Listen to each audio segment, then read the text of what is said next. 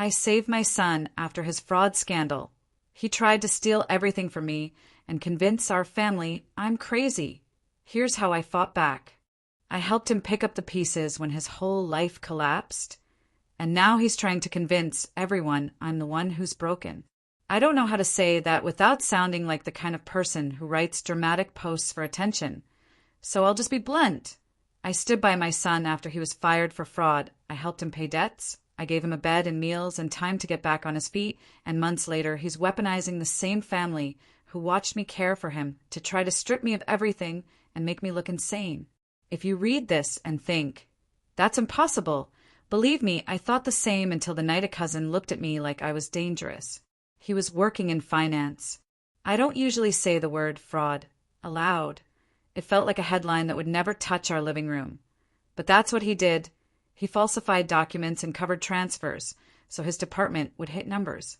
When it came apart, the company fired him, and the legal consequences and a mountain of unpaid liabilities followed.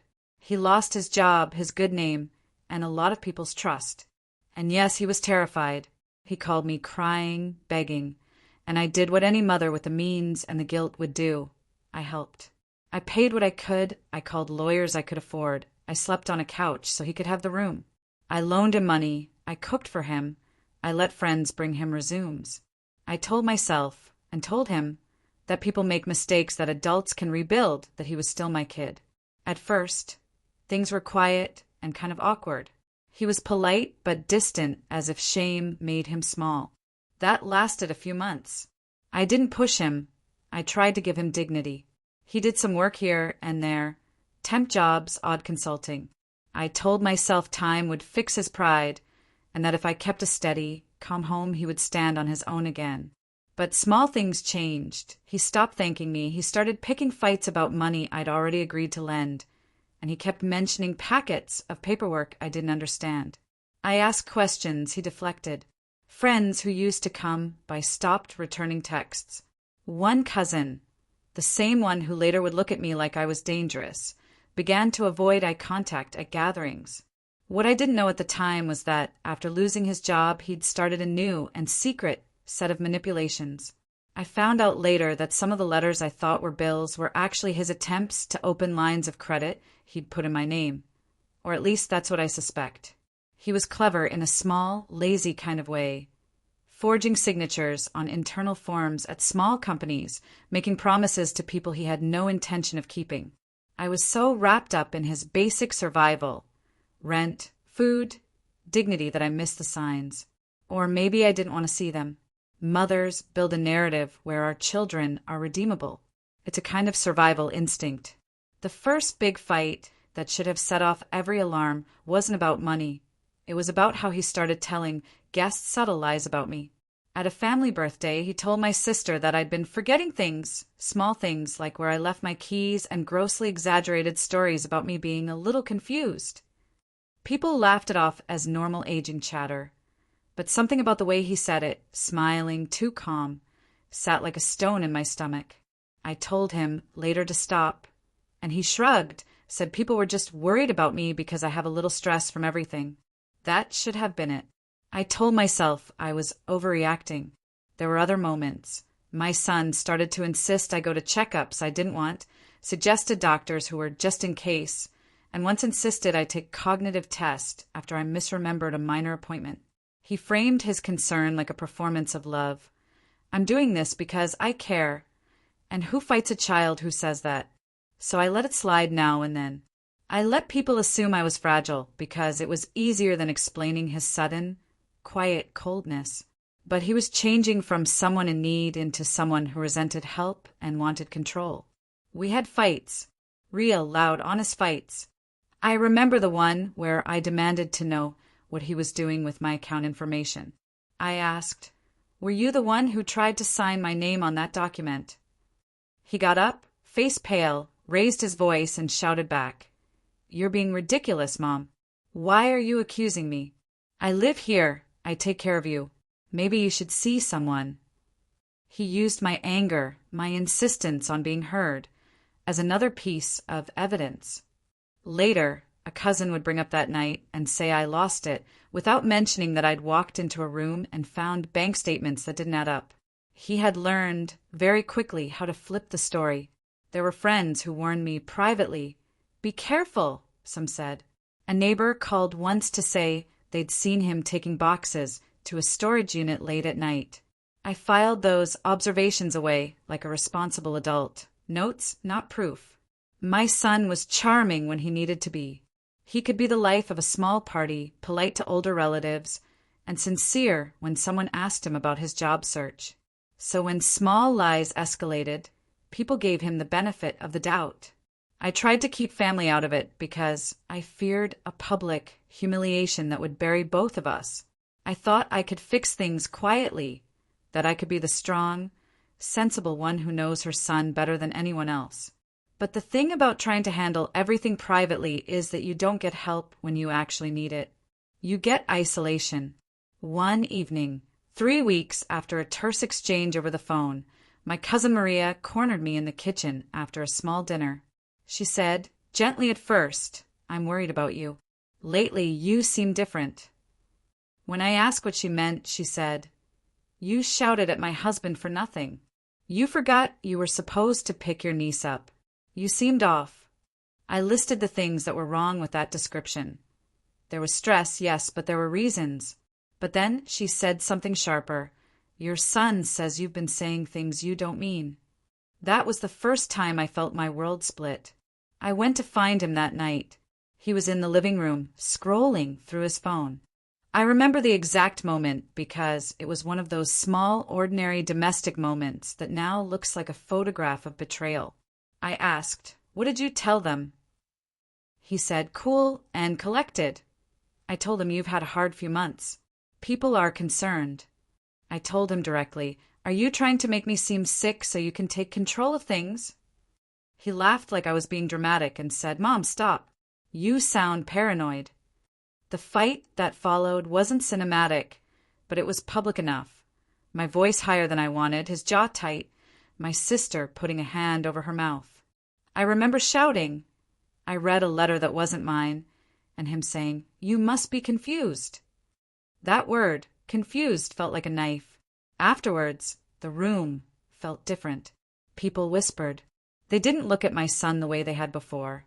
Instead, they watched me with that look of quiet suspicion that said, maybe she's right, maybe she isn't, but it's safer to be on the side of concern. Here's what I will not do. Lie about the good parts. I did take responsibility for him. I did help with debts and calls, and slept less to give him a stable home. I did things I'm proud of, but that doesn't mean I deserve to be manipulated. There's a line between protecting your child and being used by your child. He crossed it slowly. He turned his gratitude into leverage. And now he's trying to gaslight the family into thinking I'm unwell, so they will back his plans to manage my affairs and, I suspect, my property. I have questions spinning in my head I can't shake. How long does it take for loyalty to become enabling? When does protecting someone become allowing them to harm you? How do you prove that polite, smiling manipulations are happening under the surface when everyone around you wants a simpler narrative? Someone to blame, someone to help. And the most practical, how do you secure yourself when the person who has access to your accounts and your house is the same person telling everyone you're losing your mind? I've started to take small steps. I changed passwords. I started logging every interaction that felt off. I took photos of paperwork. I keep copies of the receipts for payments I make on his behalf. I told a close friend to be my backup contact. But every step I take now feels like it could be framed by him as proof of instability. Me closing accounts because she's panicking. Me asking for help because she can't be alone. He's built a narrative where my assertive defense of myself will look like evidence that something is wrong. People ask, why didn't you see it coming? Honestly, sometimes the people we love are the hardest to read. Shame makes people small and clever at the same time. There were nights I stayed up worrying about his future. Nights I paid an extra bill so he wouldn't wake up cold. Afternoons I listened to apologies and promises. Those moments are true. They do not erase the fact that he is now trying to use our family's concern as a tool. I am not proud of every choice I made, but I am not a lunatic or a danger to myself. I want to say something about the quiet cruelty of watching your child turn on you. It is not loud. It is clinical. It's the removal of empathy, the slow cataloging of your behavior until someone else will take your memories and call them symptoms. It's watching people you love reframe your history to match the new story he tells. I have relatives who now approach me with pamphlets about elder care and cognitive decline like helpful neighbors, when months ago they accepted my explanations without question. That's the strangest hurt, the rearrangement of trust. A few concrete things happened that late afternoon, which I will save for the next update. Small discoveries, conversations that felt off, and a phone call I didn't expect. I'm not revealing all the cards yet. Some things I need to confirm.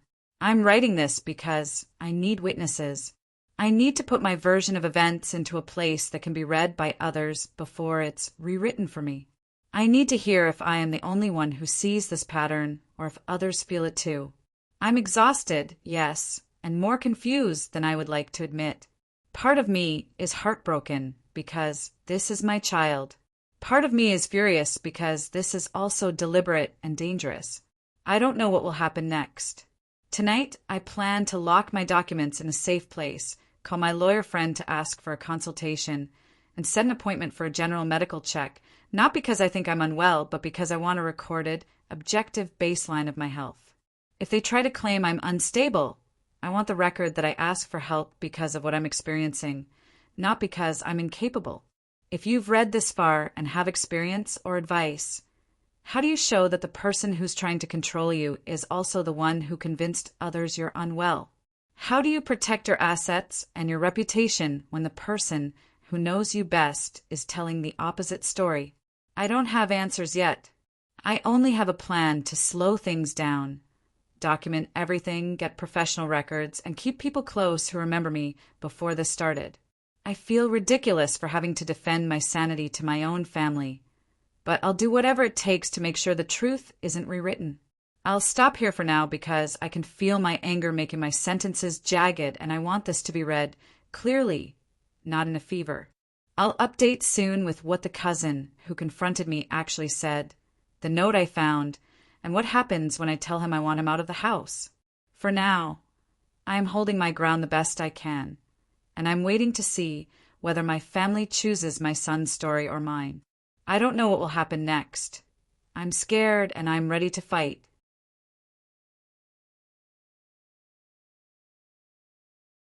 I stood by my son after he was fired for fraud, helped him pay debts, and kept a household for him while he tried to get back on his feet. He started planting doubts about my memory and behavior with relatives, and a public argument left guests whispering that I might be confused. Since then, things shifted. I found odd paperwork, seen him acting secretive, and noticed relatives treating me like I might be fragile. I'm trying to document everything and get objective medical records. They started to believe him because he learned how to look worried. At family gatherings, he'd sit forward and ask me gentle questions that sounded supportive. Mom, are you sleeping okay? Have you been keeping up with your meds? He asked it like a rehearsed script. He'd lower his voice and say things like, sometimes she gets mixed up with dates, and watch people tilt their heads toward me. It was subtle, the way a fog rolls in. You hardly notice it until you can't see the furniture. The real tipping point came at my sister's small dinner when my son, as if on cue, told a version of events that rearranged our history. He started mentioning moments that, to anyone who didn't live with us, sounded like signs of decline. He would call attention to a time I'd misplaced my phone, something that happens to everyone, and frame it as the phone thing last week, with the tone of someone saying, "This is a pattern." My relatives listened and nodded, and I could see in their eyes the tiny reassignment of facts, normal life becoming something to worry about. After that night, a cousin asked to speak to me in private. It felt like an ambush dressed as concern. She said, "We're all a little worried about you." I asked her, why? "Because my son told you." She hemmed and said something about changes we notice. I brought up the fact that my son had been fired for fraud and that I'd been supporting him. She blinked, as if information she'd never heard before should change her immediate emotional map. It did. They started to reinterpret my normal frustration as evidence of something deeper. It hurt to hear them discuss me in the present tense, like a patient. It was worse to realize how believable his tone was. People trust the person who presents themselves as calm and concerned, and he had perfected that posture. He would say, "I don't want to control anything. I just want to make sure she's safe." And because safety is a value most of us hold sacred, his words acted like a shield. I tried to explain myself once, but when I raised my voice, when I showed the anger and the tears, it felt like confirmation for them that I was unstable. The day a close relative actually confronted me was the most painful. We were in the backyard after Sunday lunch, and my cousin Elena, a woman I've known since I was a teenager, said in a low voice, "You yelled at Daniel the other night. You said things that scared people." The things she referred to were my questions about forged documents and about money that had gone missing. I tried to explain. "I found paperwork I don't recognize. I asked him about accounts he should not have touched." But when I shouted because I was frustrated and afraid, the scene looked like someone losing her balance. He had coached them. I began to notice patterns. Relatives who never asked how I was before now asked about medications. The neighbor who used to ask about recipes asked instead if I was remembering to take my vitamins. A friend who'd always been blunt became careful, clipping his words so he could tell me he was concerned without seeming to take sides. He'd learned to see the idea of frailty so gradually that I couldn't find the origin point. Then there was the more public moment, a family lunch where my son engineered a scene. He brought up casually a bill I supposedly missed and said, loud enough for a couple of guests to hear, "She's been really forgetful lately." I answered, heated, because I was tired of the insinuation. The conversation escalated quickly. He leaned in and said, "Maybe you're stressed, Mom. Maybe you should see a specialist." It was a phrase calculated to sound reasonable, but it landed like a verdict. People shifted uncomfortably, and some whispered to each other as if confirming a diagnosis. What hurt most was the way some family members started to ask him for private details, as if they trusted his narrative more than mine. He began to control the flow of information.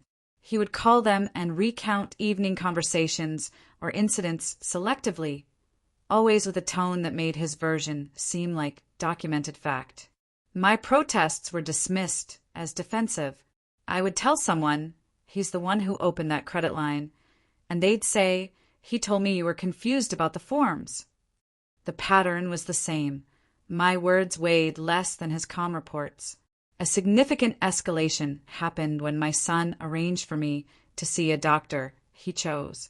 He framed it like care. "We'll get a simple evaluation," he said, and offered to drive me.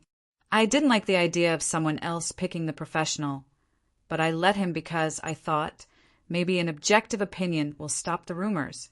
That decision was a mistake because it put the initial evaluation into hands he'd influenced. At the appointment, he sat quietly in the corner with a notebook, and I realized later that being there gave him a way to speak about me privately with the provider. After that visit, things moved quickly. He began calling doctors to follow up, apparently painting a picture of ongoing decline. He arranged another consultation and spoke at length with the provider, offering examples of episodes he claimed I'd had. I learned later that providers can, and sometimes do, rely heavily on caregiver reports when deciding on next steps. It dawned on me slowly, and then, with crashing speed, the person who had the keys to my house and access to my mail was shaping medical narratives that I couldn't easily contest. I tried one last time to confront him in private. I said, "Why are you doing this? If you have a problem, tell me directly." He looked at me as if I were naive. "Mom, you don't understand how bad it's been," he said. "People will help if they think you need it." When I replied that it felt manipulative, he snapped. "Maybe if you stopped being defensive, we wouldn't be here." That was the moment I realized arguing with him only gave his story more oxygen. He had turned my defenses into evidence. I started collecting evidence of a different kind. I found emails I hadn't written, notices redirected to a storage unit I'd never authorized, and small withdrawals from a joint account that were not ours. I documented each item, wrote dates and contexts, and kept copies of every conversation I could prove. I told a close friend, Maria, and she said, "Get everything in writing and don't be alone in these meetings." She began to attend a few things with me. I also changed passwords, as I mentioned before, and photocopied my important documents. Even with that, the social battle was draining. Family members who had been neutral started to edge toward my son's story because it seemed less disruptive to act on his concerns than to risk ignoring a possible illness. That's the cruel calculus people make. Better to be safe than sorry. He used that value to his advantage. Then came the worst moment, a family meeting convened by my sister and my son under the pretense of discussing care options. When I arrived, they spoke slowly and used phrases like, "We think it might be in your best interest," and "We're worried about your decision-making." My son placed documents on the table. Test results he said I'd refused to take, notes of calls he claimed were alarming, and a few messages taken out of context. He didn't need to lie loudly. Small distortions and omissions do the heavy lifting when someone is shaping a story. I argued. I provided receipts. I offered to take tests. I told them about the paperwork I'd found. But every time I pushed back, a family member would say, with genuine concern, "Maybe she's defensive because she knows something." That phrase stung because it reversed the burden of proof. I had been the one documenting evidence of misuse, and suddenly my assertiveness made me seem unwell. By the end of that meeting, a plan was in motion to have me evaluated by a specialist my son suggested, and to temporarily delegate financial decisions to a neutral relative until the evaluation. I asked for time to get legal advice. They said it was because they were doing the right thing quickly. It felt like being trapped in a wave that pushed whatever I set aside. I am not helpless, though I felt helpless that night. The meeting left me trembling, but it also clarified my next steps.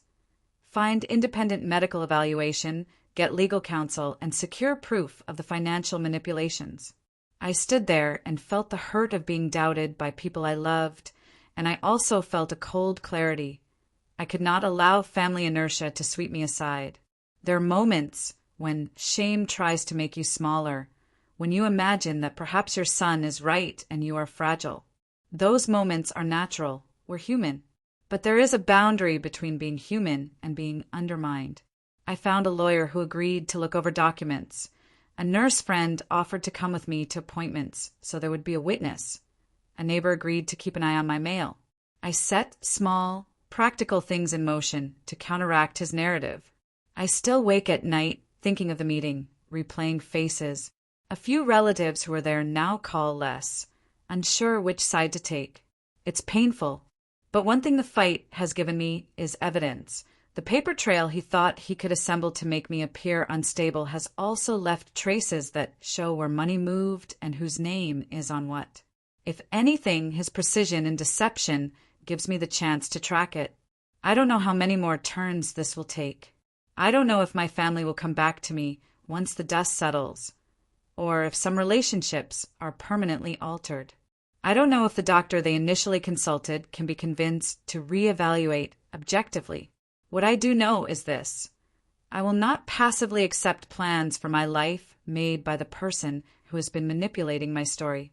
I will get independent evaluations, legal advice, and continue to collect evidence. Tomorrow I have an appointment with a physician I chose, and a lawyer is reviewing the documents I found. I've invited a trusted friend to come with me. I don't expect miracles. I expect a process. For now, I have to be patient and careful. I'm exhausted, but I'm not done. I'll write again after the doctor's appointment, and I'll include any new things I find in the records. I don't know what will happen next. For now, I am bracing myself for whatever comes and trying to gather facts before stories replace them.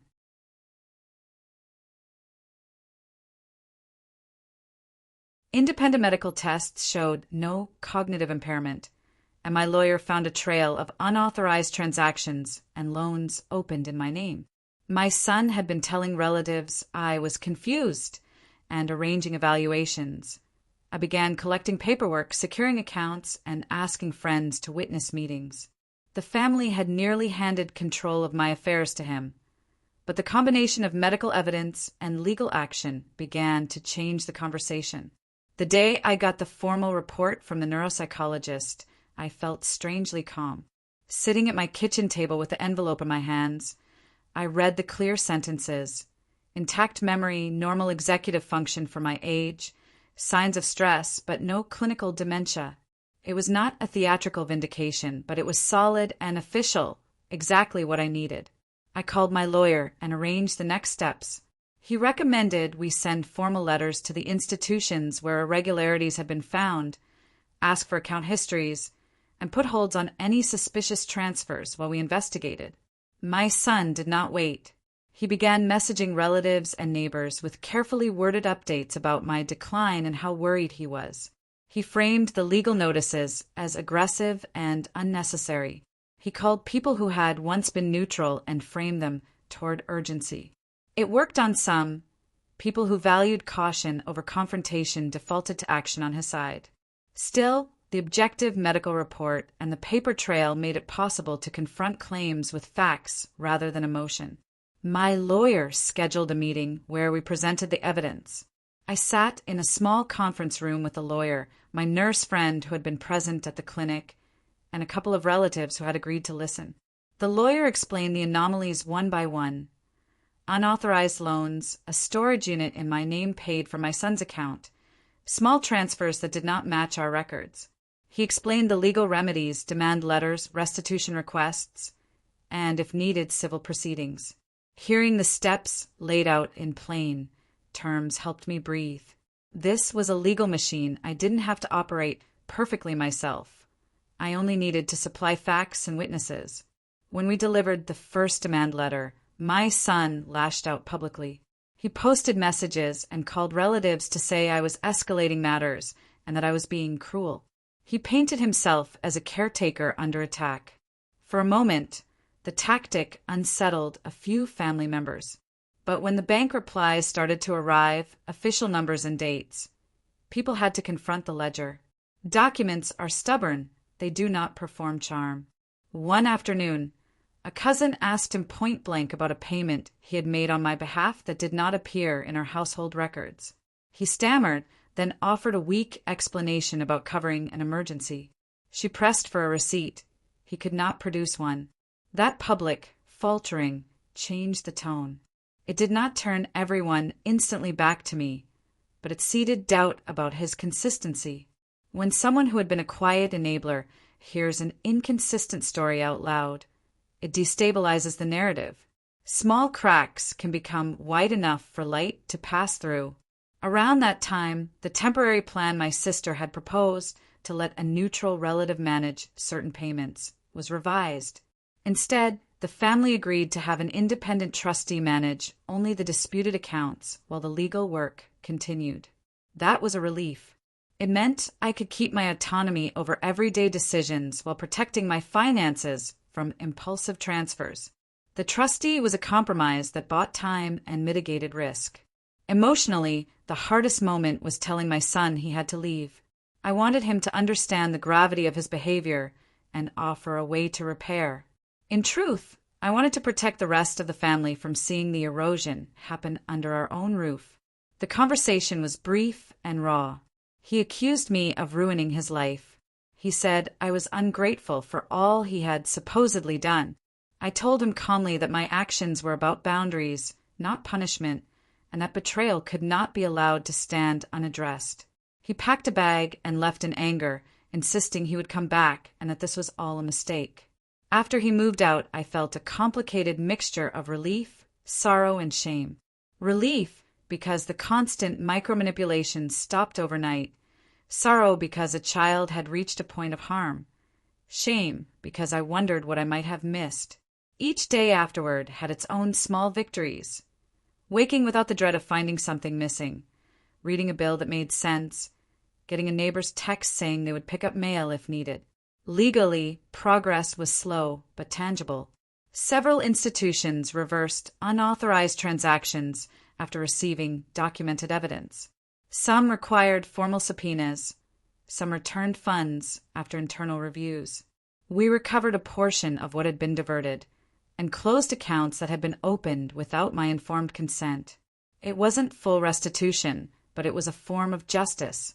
It also demonstrated to the family that the pattern was not a misunderstanding, but a repeated behavior. Rebuilding trust with relatives was uneven. A few who had been swayed publicly apologized privately and gradually resumed contact. Others kept their distance. I accepted that relationships changed. I focused on the ones that felt real and reciprocal. I also reached out to community groups and a support circle for people who had experienced elder financial abuse. The label stung, but the group offered practical tips and reminded me I wasn't alone. I pressed my son to seek help. After a few months and multiple uncomfortable run-ins with relatives and legal prompts, he began seeing a counselor. He texted occasionally, asking to meet. I agreed to controlled conversations, therapy attendance, clear acknowledgement of wrongdoing in writing, and a plan for restitution as conditions for deeper contact. The apology he eventually offered was halting and incomplete. It included phrases about shame and mistakes, but it also contained avoidance. I accepted that change takes time and often starts with acknowledging harm in a way that is consistent and ongoing, not just expressed when convenient. The aftermath forced me to make practical changes.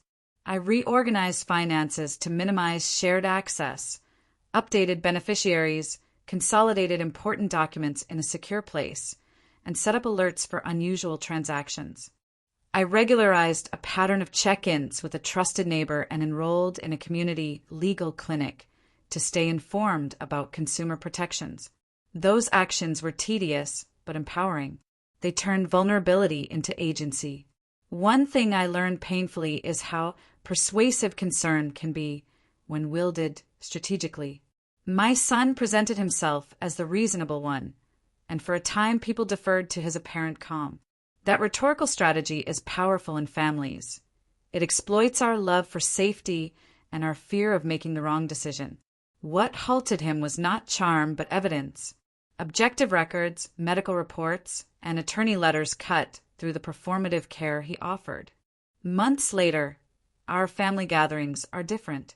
Not all bridges are rebuilt, and some people simply do not return. But there have been small, honest conversations with a few relatives who admitted they had been quick to accept his narrative. Those moments of reconciliation are cautious and fragile, but they exist. My priorities shifted, protecting myself, setting boundaries, and choosing relationships where honesty matters. I won't pretend every scar has healed. There are nights when I replay words and gestures I wish I'd acted on sooner. But in the quiet, I also notice new strengths. Friends who show up without judgment, a lawyer who kept me informed and practical, and a medical report that refused to be spun into fiction. I reclaimed my narrative not by shouting louder, but by collecting facts and inviting witnesses. In the months after, I enrolled in a workshop on boundaries and communication.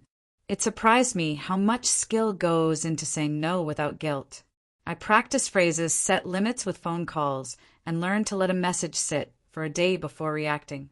Small practices like this rebuilt my confidence. I also kept a simple journal of interactions with my son and others, not to punish, but to preserve clarity for myself. That journal helped me notice triggers and patterns. It was unexpectedly useful for my lawyer too. I also focused on practical community steps, volunteering at a local center, meeting a weekly group of neighbors for coffee, and reconnecting with an old friend who had always been steady. These relationships reminded me who I was outside the home drama. They were ordinary, repetitive interactions that slowly replaced the constant background anxiety with real human connection. It was humbling and healing. Most importantly, I forgave myself for not seeing everything earlier, Forgiveness was not a release for him. It was a way to stop punishing myself. I remain cautious, but I also remain open to a future where accountability leads to real change. For now, my life returns to a quieter, firmer rhythm. This story closes here not because everything is perfect, but because the immediate crisis is resolved. I proved my capacity, exposed a pattern of manipulation, and established legal and medical support to protect myself. I still carry grief for what was lost, and I remain guarded about future contact, but I am back in control of my life. Thank you for reading and for listening to my truth. If you enjoyed this story, don't forget to like, subscribe, share, and comment. Thanks for your attention.